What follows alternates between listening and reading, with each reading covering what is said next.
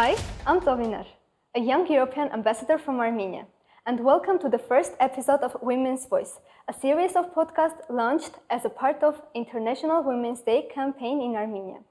Throughout the series, we will explore insightful stories of different women in business, discussing their achievements and challenges. And our first guest today is Diana Ghukasyan, one of the very few women in winemaking industry in Armenia. Hi Diana, can you tell a bit about yourself, including your educational background and career perspective so far? Thank you, Zovinar, and hello. Congratulations with your new podcast. It's truly amazing. Thank you so much for having me today as your first guest. I'm honored, really, as a newly selected young European ambassador and as a young professional in the wine industry. My educational background, I've started in National Agrarian University, where I studied winemaking. I studied bachelor's degree and then master's degree. And currently I'm working at Invino, which is a wine specialized shop and bar in Yerevan. Yeah, great. And it is really interesting. How did you decide to do your major in winemaking? Because it's not a common thing in Armenia. It's an interesting journey, I'd say. I wasn't planning on applying for winemaking. Obviously, I didn't know what winemaking is. When I was graduating school, I was lost. I didn't know where to apply, what to do. And I got a suggestion, how about you try winemaking? And I was like, okay, maybe I should give it a try. And I didn't know anything. I didn't even know how wine was made.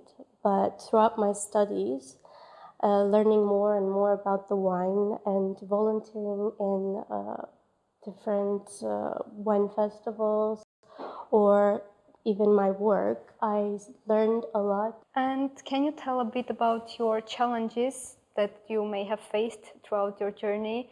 Was there any discriminatory system or stuff like that? Unfortunately, yes, I faced some challenges throughout my journey. When I finished my university, I wanted to apply for a job, but I couldn't get one because I was applying, I was trying, but I got rejected, and they didn't give me a reason why. They only said that, yes, you're a good professional, you're very hardworking, but we're looking for men. We don't need females right now, even though it wasn't a physical job, really. It wasn't like I couldn't do it, but they said that they were looking for a man. But now I see a lot of potential. I see a lot of women, young women, they are trying to make this industry more open and more gender friendly. And reflecting on your journey, how did you overcome those challenges and what helped you to be in this position that you are today? Seeing other women in business, in wine industry. One of them is my boss right now. She owns an amazing wine bar and shop, which is one of the first. Actually, it is the first wine shop and bar specialized in Yerevan. And a woman like her really inspired me to go on, to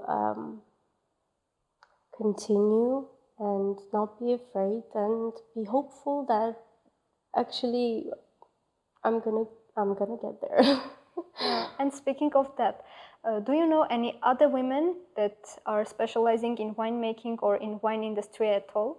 Yes, as I mentioned before, one of them is my boss, and also during my studies and even now when I'm working, I'm seeing lots of women in our industry, even young women, which is very good. It's very inspiring. I have friends, winemaker friends, and and not just winemakers, really, because winemaking is not just the process of making the wine. It's also growing the grapes, making the wine, and marketing. Also, the business aspect is very big and very complex. So there's lots of aspects to it. So, and lots of women take part in it, which is great. So in which area are you specialized now? So right now I'm working in Vino as an assistant. I basically do everything. I'm helping everyone. I'm also responsible for the sales, like in different platforms. So yeah, that's what I do. And looking ahead, do you plan to actually make wine or no? That would be great, actually. That's one of my dreams, to make my own wine. And currently I finished my studies, but I'm still learning more and more about the industry.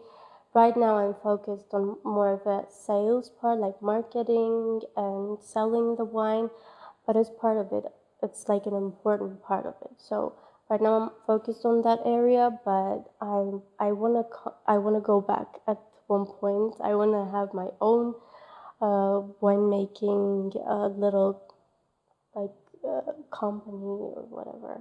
So yeah, that would be nice. It will. And as I know, you have also studied in Europe, in Germany. Can you tell about that experience? Was it connected to winemaking or not? Like everything in my life, it was one of the lucky accidents, I call it. I wasn't planning on applying that year. I was finishing my second year in university, and one of my friends told me that there's this opportunity that we can apply, and I was like, okay. I wasn't sure that I'm gonna get in because I was in my second year. I didn't have that much knowledge. I was like, maybe, but I got in, which was mind blowing. I did not expect that. So yeah, I studied wine business in Hochschule Geisenheim. I hope I pronounced it right.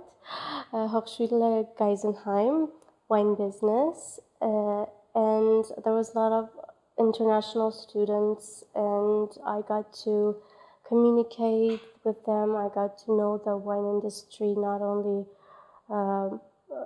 in Germany but abroad as well, like in Spain, in New Zealand, which was an amazing chance, really. And I'm very happy. I'm very happy I applied, and I never regret it. And I also was wondering, how have you applied your knowledge and skills that you have learned here in Armenia?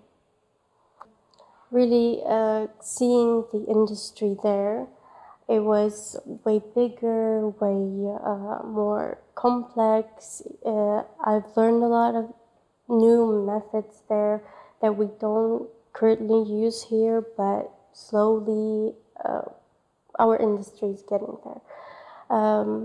Because there was a time period where Armenian winemaking was kind of like in a pause, you can say, because it was more focused on other things like making brandy or whatever. But afterwards, we had a renaissance of winemaking, and new, more modern technologies are now being used, and we get that a lot from guests from EU. For example, winemaking companies have what international winemakers come and help them, give them advice on how to make their wine better, or the growing the grapes, which is very important, because if you don't have a good grape, you can't have a good wine, basically. And it's very difficult to make a bad wine from a good grape. So you really need to apply all this knowledge to every aspect and every little detail to have a good and successful company, really. Yeah, okay. As you mentioned, you are a young European ambassador now. I was wondering, when did you join the network and how did you know about the network at all? So I joined last year. Again, just like throughout all my life, I have lots of different lucky accidents, being a young European ambassador is one of them.